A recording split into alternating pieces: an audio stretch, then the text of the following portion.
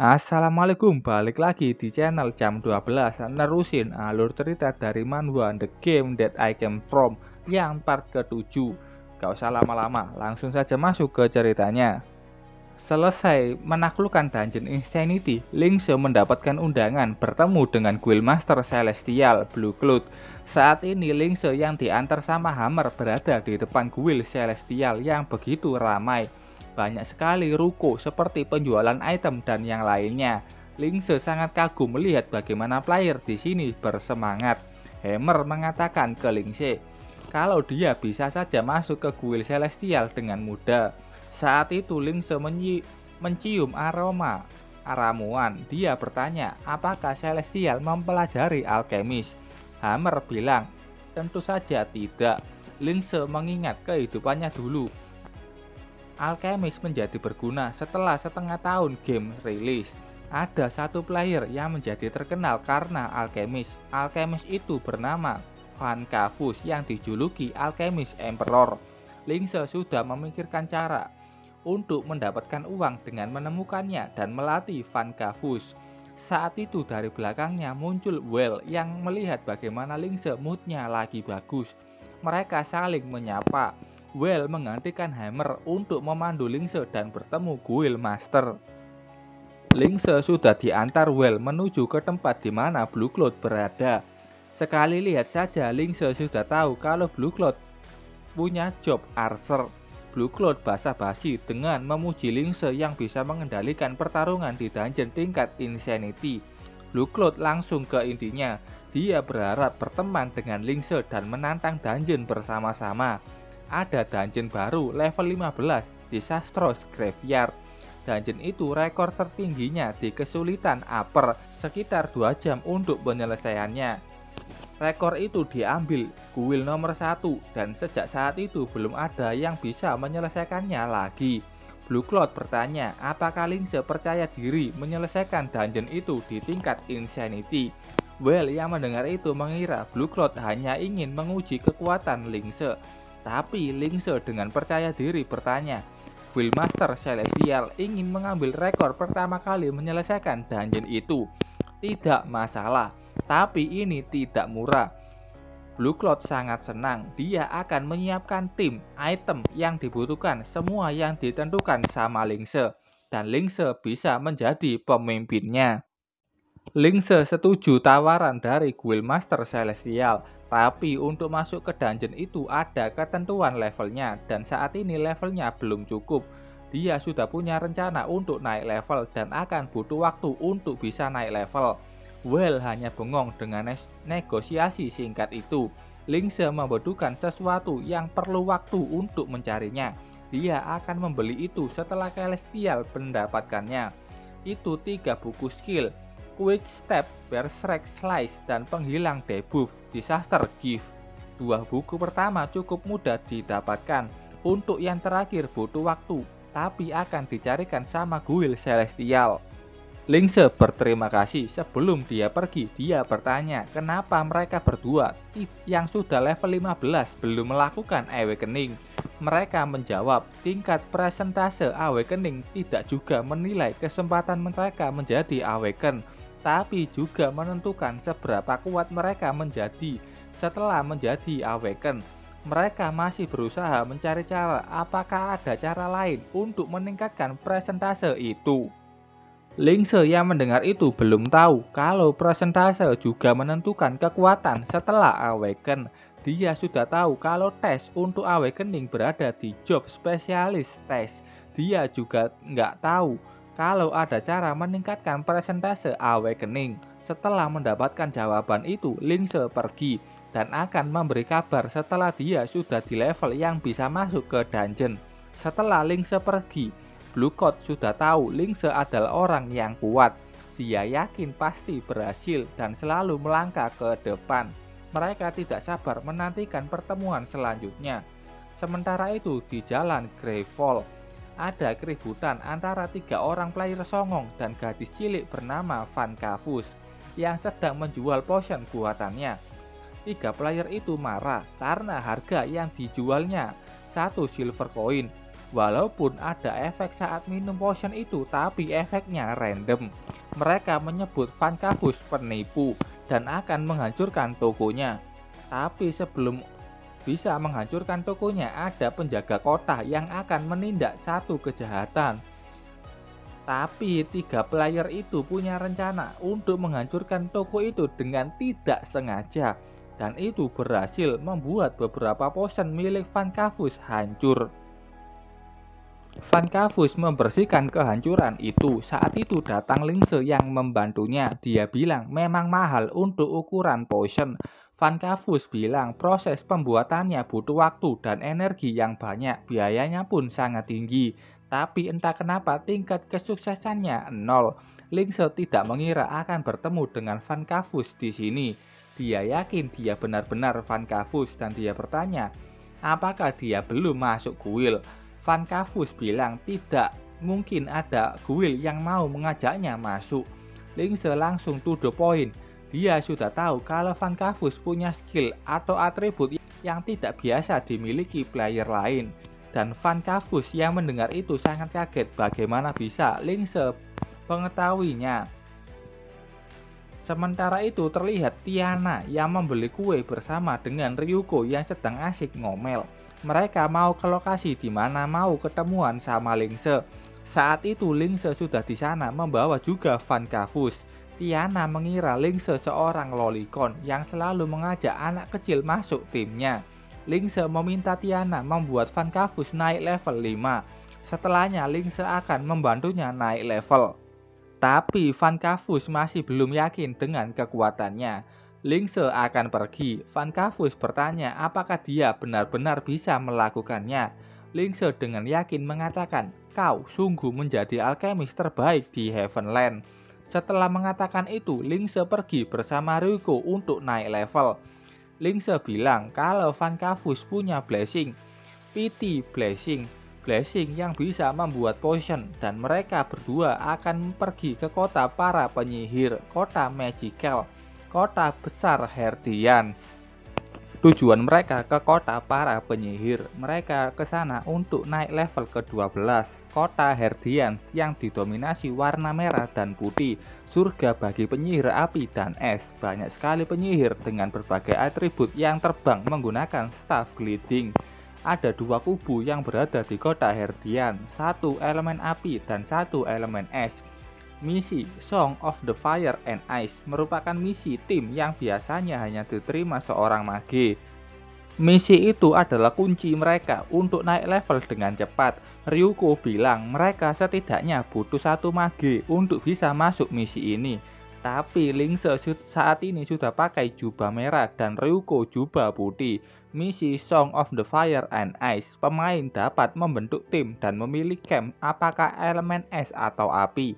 Setelah jumlah pemain sama di kedua sisi, pemain akan menyerang camp berdasarkan sisi mereka. Kedua camp terdiri dari NPC. Ryuko mendapatkan informasi dari teman magenya. Setelah membentuk tim, mereka harus menunggu lagi untuk sistem mencocokkan tim lawan dengan jumlah pemain yang sama. Lingse bilang, siapa bilang kita akan menunggu pemain lain? Lingse sudah punya rencana lain. Kalau mereka masuk sendirian dan menerima misi secara bersamaan, syarat yang harus di kedua sisi punya jumlah player yang sama, maka sistem akan menempatkanmu dan aku yang sendirian ke dalam pertandingan yang sama. Dan itu rencana ilegal Lingse. Ryuko sangat kagum dengan Lingse dan gak sabar ingin masuk ke dalam misi. Saat itu ada satu wanita yang menabrak Ryuko. Dia sangat marah ke wanita itu yang hanya lewat saja tanpa minta maaf. Wanita itu marah dengan perkataan Ryuko yang tidak sopan dan langsung menyerangnya dengan sihir tanah. Ryuko bisa menghindarinya, tapi dia langsung diserang lagi. Dia terdorong jauh, tapi Ryuko punya daya tahan yang tinggi dan berubah menjadi raksasa. Lingse sudah di belakang wanita itu. Dia tahu kalau dia mage petarung. Menghentikan pertarungan sia-sia itu. Setelah wanita itu akan pergi, ada beberapa penjaga yang dengan mudah dihindari wanita itu dengan gliding staffnya.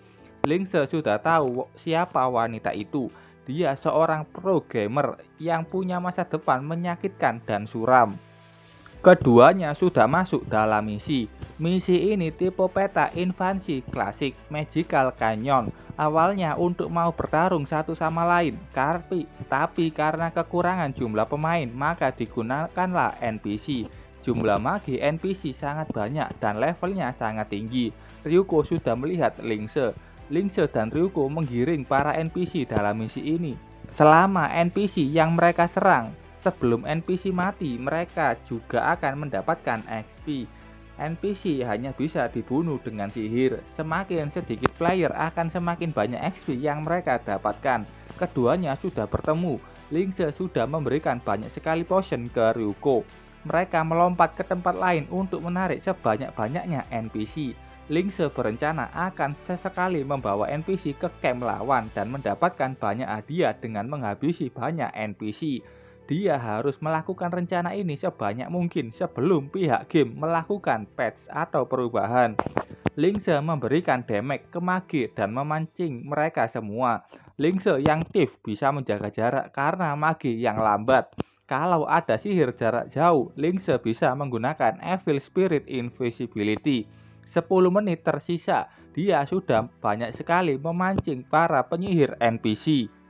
Sementara itu di tempat Ryuko yang sudah kewalahan melawan penyihir NPC karena potionnya juga sudah habis. Menggunakan blessingnya hanya bisa untuk bertahan sebentar. Keduanya sudah selesai dan akan kembali ke camp masing-masing dan membiarkan para NPC saling berperang. Saat ini mereka masuk ke gerombolan NPC pihak mereka. Musuh akan memindahkan kebencian ke NPC lawan. Pertempuran terbesar antara mage sudah terjadi. Mantra sihir saling bertabrakan. Banyak penyihir yang menghilang dan menjadi XP bagi mereka. Equipment dan item mereka dapatkan. Waktu sudah habis. Mereka berhasil membuat banyak sekali NPC mati. Pihak merah menang. Ryuko banyak sekali mendapatkan item dan levelnya sudah 8. Lingse yang juga mendapatkan banyak item saat ini levelnya 9. Mereka akan mengambil barang yang hanya bisa dijual mahal. Misi ini hanya sekali sehari dan mereka harus melakukannya terus untuk naik level. Saat ini Lingse menerima pesan kalau Well sudah mengirimkan 3 buku skill yang dia cari. Lingse sudah mendekati level 15 dan persiapannya menuju misi kebangkitan sudah selesai. Dia penasaran seberapa banyak tingkat kebangkitannya. Patch misi Song of the Fire and the Ash sudah dirubah. Ada persyaratan untuk bisa masuk misi itu. Ini semua ulah Lingse dan Ryuko yang juga sudah keluar dari dalam misi. Mereka sudah level 12 dan Ryuko di level 11. Lingse menyuruh Ryuko untuk membantu Van Kavus naik level selagi Ryuko naik ke level 12. Jadilah anak baik dan bantu Tiana dengan Van Kavus. Ryuko langsung pergi setelah itu. Lingse sudah mendapatkan set Log Protection tepat waktu sebelum penaklukan dungeon yang akan dia lakukan bersama Guild Celestial. Di level 12 adalah minimal untuk bisa masuk ke dungeon itu. Dan selanjutnya Lingse mau mengganti senjatanya. Lingse menuju ke arena PvP player. Di sini dia akan mendapatkan senjata yang layak. Lingse sudah membeli tiket untuk PvP. Arena PvP player, tempat para player saling bertarung di medan tempur yang berbeda. Dan arena akan menayangkan pertarungan langsung ke pengunjung. Player bisa bertarung satu sama lain dengan matching acak atau undangan. Pemenangnya dapat item tingkat khusus dan di arena senjata atribut paling baik daripada di pasaran. Untuk dagger level 12 yang bagus, Lingse harus mengalahkan player level 12 sebanyak 6 kali dan harus mendapatkan rating S. Kalau ada 6 pertarungan ratingnya tidak S, hadiahnya acak. Lingse sudah bersiap untuk memilih lawannya, tapi saat itu datang wanita yang sama sebelumnya, namanya Tilis, dia level 12. Tilis sudah pengunjung setia di sini. Dia ingat Lingse yang punya pergerakan yang bagus dan dia menantangnya duel. Medan tempur mereka sudah disiarkan. Banyak player yang melihat itu dan meremehkan Lingse yang mereka kira tidak tahu kalau Tilis itu mage bertarung. Mage bertarung seperti warrior yang agresif, punya status serangan dan pertahanan yang tinggi. 97% penonton mendukung Tilis. Tilis berencana mengakhiri ini dengan cepat. Tilis sudah maju menggunakan skill Flame Serpent Dance. Lince berlari menjauh ke pojok arena. Tilis berhasil membuat Lince ke posisi yang dia inginkan. Dia maju mengayunkan tombaknya ke arah Lince yang sedang terpojok. Serangannya hanya mengenai bayangan Lince. Lince sudah berada di belakangnya. Tilis menggunakan Dispel untuk lepas dari efek Fear. Tilis sudah lolos dan langsung menyerang Lince. Lince tenang, dia bilang refleksnya bagus. Lince dengan backstep sudah di belakangnya. Mage pertarung masihlah seorang mage. Skill mage membutuhkan waktu untuk bisa digunakan lagi. Quick step, serangan itu kena. Quick step menyebabkan efek blind atau buta ke lawan yang diserang. Hanya beberapa detik Lince sudah menang dari Tilis. Tilis keluar arena yang artinya dia kalah. Tilis sangat susah menentukan posisi Lince dan kecepatan Lince yang menakutkan membuatnya terdorong keluar arena. Lince mendapatkan rating S. Aku menang, sampai jumpa lagi. Tapi Tilis mengirim undangan tantangan lagi. Dia menolak kekalahannya. Lince menyetujui pertarungan itu. Kecepatan Lince merepotkan Tilis. Dia digiring ke pinggir arena.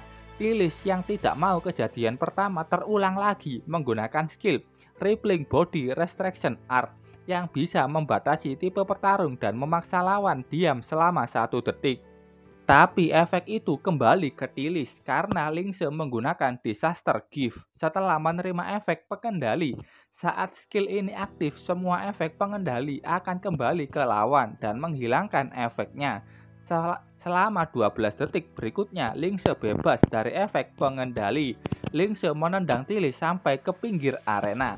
Sekali dorongan, Tilis sudah jatuh dari arena dan Tilis mengalami kekalahan keduanya. Rating S didapatkan sama Lince lagi. Semua penonton akhirnya tahu seberapa kuat Lince. Tapi Tilis tidak ada kata menyerah. Dia terus menantang Lince. Saat ini mereka sudah melakukan 5 pertarungan dan dia terus dikalahkan. Ini menjadi pertarungan ke-6 mereka. 5 rating S sudah didapatkan Lince. Tilis yang dianggap terkuat di level 12 dengan mudah dikalahkan Lince. Keduanya di tengah arena dengan SP yang berkurang banyak. Lince melihat Tilis yang setiap pertarungan sudah meningkat. Gerakan mikronya semakin cepat.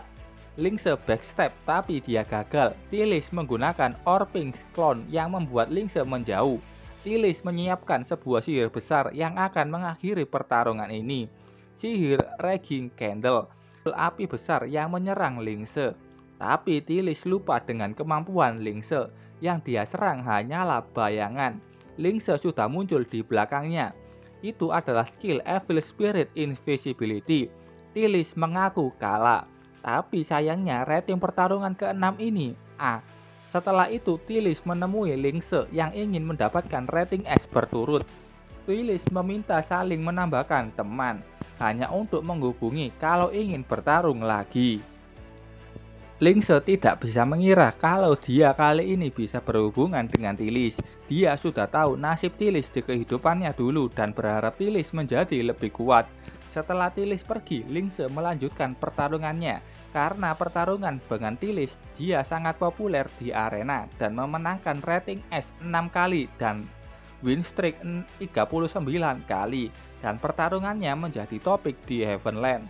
Sementara itu di tempat lain, Tiana dan lainnya. Tiana memarahi Ryuko yang asal-asalan menggunakan skillnya. Itu disuruh Wasabi yang menyuruhnya meniru Lince yang percaya diri. Tapi berkat itu semua, Vankavus sudah di level 5. Saat itu Lince sudah situ. Vankavus yang melihat Lince bertanya apakah sudah bisa membuat satu potion. Lince senang melihat akhirnya Vankavus sudah di level 5. Dia bertanya apakah Vankavus mau ikut dengannya membuat kerajaan bisnis. Lince mengajaknya ke sebuah rumah yang menyatu dengan pohon.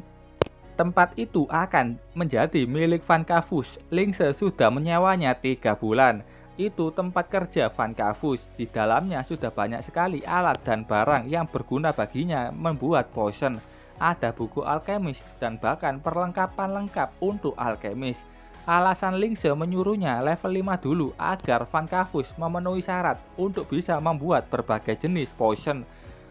Lingse banyak memberikan gulungan resep potion di pasaran yang populer, tapi Van Kavus masih kagum melihat apa saja yang ada di dalamnya. Van Kavus masih belum percaya diri dengan kemampuannya. Lingse yakin dia bahkan sudah menyiapkan 30 porsi bahan yang dibutuhkan. Walaupun itu sangat mahal, Lingse sudah tahu kondisinya. VT Blessing milik Van Kavus sangatlah layak. Target mereka memonopoli pasar di masa depan dengan Van Kavus sebagai inti. Alchemist Rim, sebuah nama yang akan menguasai pasar. Saat itu Lingse menerima pesan dari Blue Cloud yang menanyakan apakah semuanya sudah siap. Lingse menjawab sudah siap dan akan pergi besok. Lingse akan menggunakan kesempatan ini untuk mendapatkan banyak keuntungan dari Celestial. Oke, sampai sini dulu ceritanya. Terima kasih buat kalian yang sudah menonton videonya sampai selesai. Salam jam 12. Bye-bye.